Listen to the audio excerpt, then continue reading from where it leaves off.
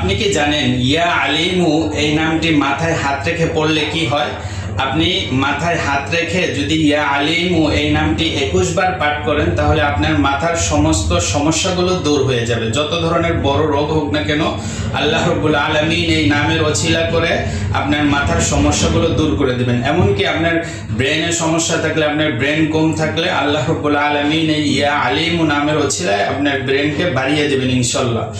ইয়া বাতিনু পেটে হাত রেখে পড়লে কি হয় আপনি কি জানেন? আপনার পেটের সমস্ত পীড়া, পেট বেদনা সমস্ত রব্বুল আলামিন দূর করে দিবেন।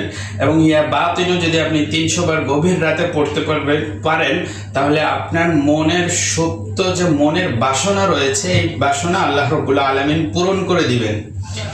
ইয়া নূর 7 বার পড়লে প্রত্যেক নামাজের পরে ইয়া নূর চোখে হাত দিয়ে ইয়া নূর অথবা ফু দিয়ে চোখে ফু দিয়ে ইয়া নূর 7 বার পরে চোখে ফু দিলে আপনার চোখের সমস্ত রোগগুলো ভালো হয়ে যাবে। এরপর ইয়া কাদির এই নামটি পড়লে কি হয় আপনি কি জানেন?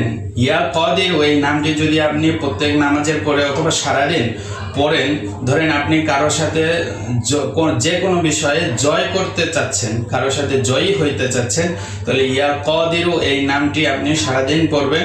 আল্লাহ রাব্বুল আলামিন আপনাকে তার বিরুদ্ধে জয় এনে দিবেন। এবং ইয়া কাদির ঘুমানোর আগে পড়লে, ইয়া কাদির যদি আপনি ঘুমানোর আগে পড়েন আপনার শরীরের সমস্ত দুর্বলতাগুলো আল্লাহ রাব্বুল আলামিন দূর করে দিবেন।